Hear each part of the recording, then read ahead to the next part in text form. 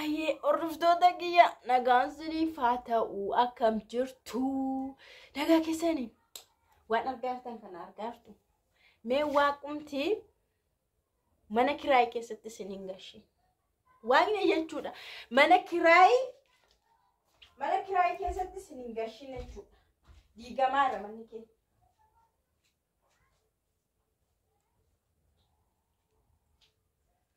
Garsinin jedha mana kiraay keessatti sidin gashini mana kana gaddiisaa irra jechuudha sirreessaan jira kuno achi keessa waan duma qodaa xixiqqaa hunda sirreesseera isaan kanatu naafaasi baaldii kana faatu birciqoo faana quufina wajjin ta'a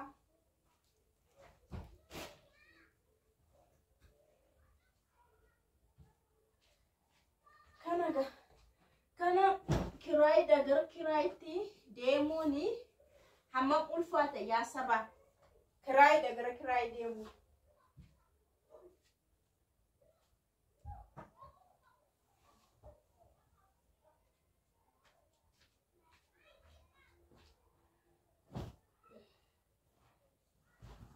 shantaan illee baay'ee nama tajaajila shantaa biyya arabaatti fudhatta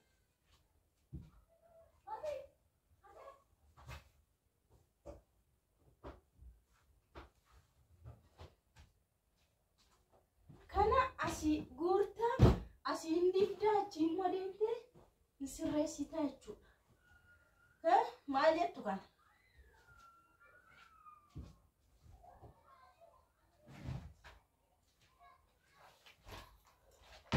gawaan baay'ee nama dadhabsiisa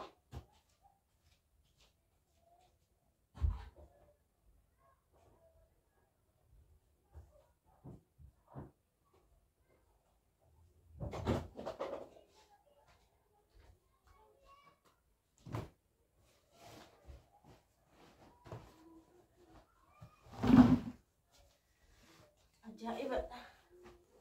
kasitiin godhan kana keessa burciqoo faan ka'aa jechuudha akkasittiin godhan burciqoo kana keessan ka'aa nagarsiisamee ilaala katti gaa'oo jechuudha burciqoon namni asuma kiyyan kakka'aa jechuudha gidduu isaa immoo waa kakka'aa walita kashen kaka kenjenne uy akan dadhabaru beektu gana reefin jammara moo gadi guruu saayidi rakkoodha ci marraan tokko yoo dhume immoo salammataaf immoo akkanatti irra afaa jechuudha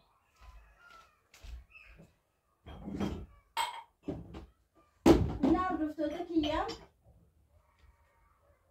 mana kiraayitti waaqni isinin gashee isinin jedhee isin eebbisuufidha asuma mana kiraayitti waaqni isinin gasheeni jabaadhaadhumaatti du'aati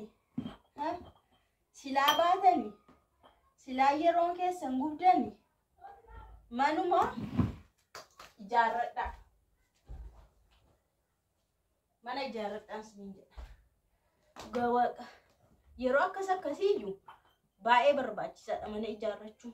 yeroo akkas cinqi mana kiraay gara kiraay deeman sana kiraay keessas yeroo baatuun beekamu kiraay sana keessa yeroo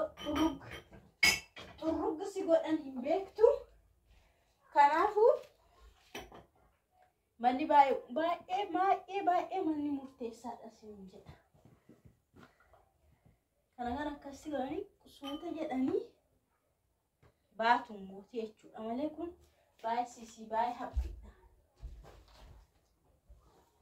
ispaardiidha fatoota irraa ispaardii ta'an jara bukkee haa sistamii koo fayyadamaa wayyoo na dhugaasniin jedha mana kana mana baay'ee jaallannuudha manni kun jechuudha waggaa sadii miti nu ufnee jiraannan asumatti gallee ufnee mana baanan asumatti gallee keemuun akkanatti dhiyeessi immoo shitti jira waggaa amma kana asuma keessa teenyatu kuno garuu nu baay'ee teenya dhugaa waqa namoonni kaani yeroo yerootti mana jijjiiru yerootti ji'a 5 ji'a 6 faatti jijjiiru waggaa tokko ta'an nu garuu waggaa 3 teenye bakka maal gootu reem dirqamni taanaan yeroon geenyaan bahuun uftee isiniin jedhaga garuu qubaa kiyya dugdi koo qallaalina dhukkubaan jiruuf kana keessattis akkanatti godhe kan biraa nas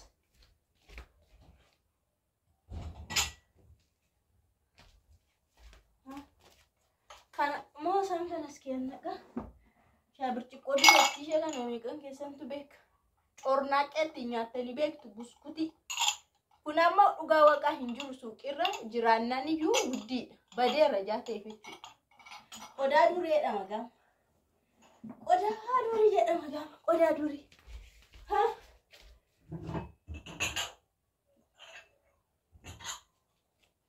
qodaa durii gitani qodaa durii kunis qodaa durii birciqoo durii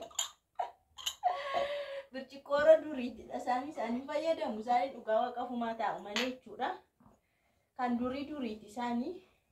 kan bara jiraanna qeerrummaa isaatti dhugaa ture birziifaatti dhuga erga suubbote jechuudha erga niitii fuudhe hin jiru waan akkasii aanatu jijjiira ka kunoo ishee kana dhugna malee sabbaashitti ishee duriitiin dhugna reenuun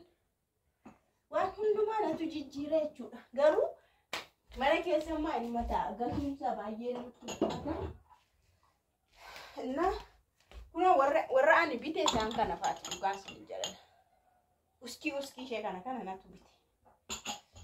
ha ijoollee keenya maal taatu dhuftanii nama na gargaartanii amma namni biyya keessanii jechuudha namni gaafa mana bahu mana jijjiirratu qodaa dadhaba qofaa dadhaba sinitu kuma soddomii meeqa taatanii jirtanii ha kuma soddomii meeqa taatanii soo jirtanii sammuun kun kan kooti kan moodalistii keessaniiti jechuudha ni beekamti kan koo egaaga yeroo mana jijjiirrattan immoo basuma mootummaan gar maal taatu nu yaadi maal ta'a maal taatu nu yaadi dhugaa waqa maal isa qabutu nu yaadi wajamma kan gatii maalii kaffala gatii limaatiidha gatii xibbaqa maal akka lammaa maal akka xabbaqamu dhugaa waqa waciisa sifasumti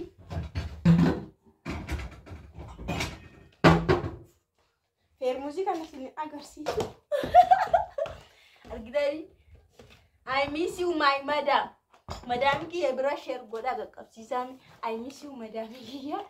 jireenya teetu gaa kana naa kenni mee maalin itti dhugaa gaawwani inni daalachisun biyya keenya keessa hin jiru alakkuma kirrii isaallee irraan baane garuu miidhaginaaf ni ta'a baraman mana ijaarradhe gooftaan gargaaree xumuradhe bareedinaaf tajaajilaa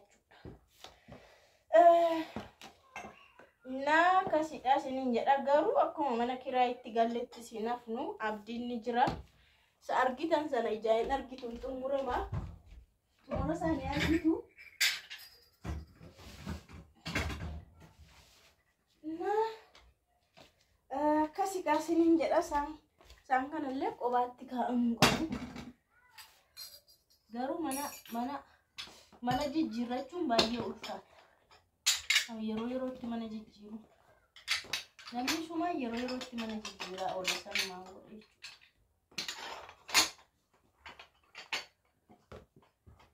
kana sirreessaan jirame duukaa bu'aati yaadaan na hordofaa dhugaa waqa dadhabaan jira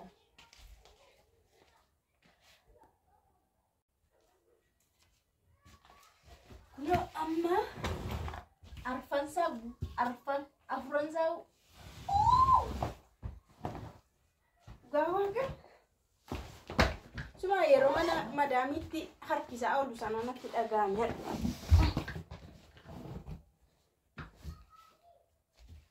kanattan guuta malee gar malee jala baay'atee jiru meeshaan keenya jechuudha kanatti illee naqeerratti kunillee guuteera duubaa kunillee jira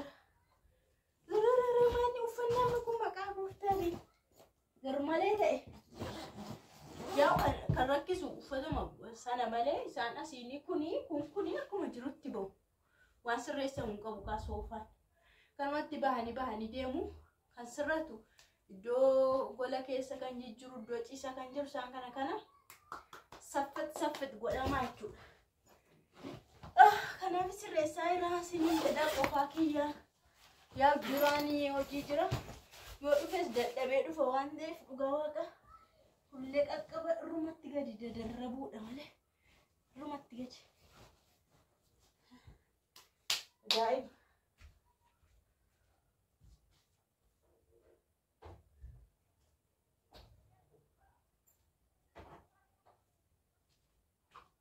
Isaan kana akkasumatti akkuma fannisamanii jiranitti keessa naquudha jechuudha. Maal godhu akkasitti mana jijjiiruun garuu basmaa awwal fiskidus waan mana kiraatti siringashin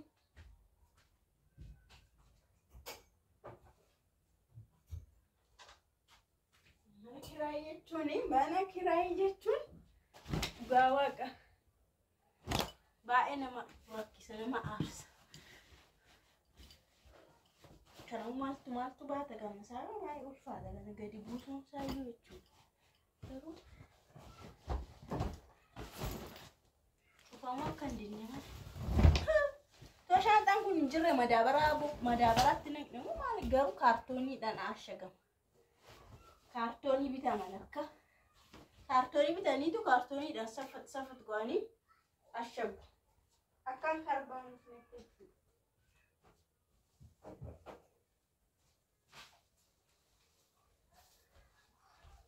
Kuningaa dhuga mana caala shaantaan isaa agargiloot mascaa kilillee akkana jalaan ta'a.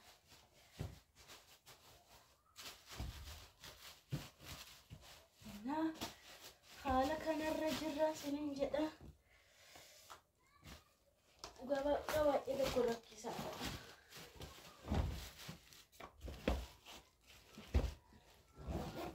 Rakkisaadhaan sin jedha mana kiraay haa xinnaattu kanuma ofii waan namaaf haa kennu haa fokkistus kanuma ofii namaa wayya yeroo kamittuu jechuudha. Amma mana kiraay keessatti namni koo mana kiraay keessa yeroo jiraatu maaliif kana qabduu maa kana hin bitanne maaliif kana hin binne jedha. Kunoo sabittee usa maal jettee gaafa keessaa deemtu rakkisaadha akkamitti akka fuutee deemtu jechuudha. Dhugaa waaqa baay'een isaa hin karbaanaa si jalaa jechuudha. Si jalaa tabalaashaa. Innaa akkasiin jira. Hafeera ammallee dhugaa waaqaa jechuudha uffanni. Saduubaa kana sirreessee isatti immoo hamma tokko godha.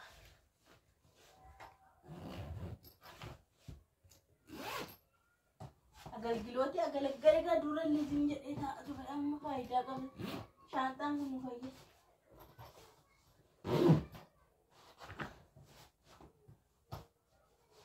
Na hordoftoota kiyya dhugaa waaqa rabbi waan akka humna naa kenna. Xolootii naa godha bannaatachu xolootii naa godha du'aa naa godha ammumaan nu dadhabe lapheen ko argitanii dadhabe kana galgala kana hunduma ishii diigneetu waan jirtu harcaasnee jiraanis akkuma ta'etti yeroo dhufu argalfatee keenya gargaara. Gara mana haarawaatti xurruuk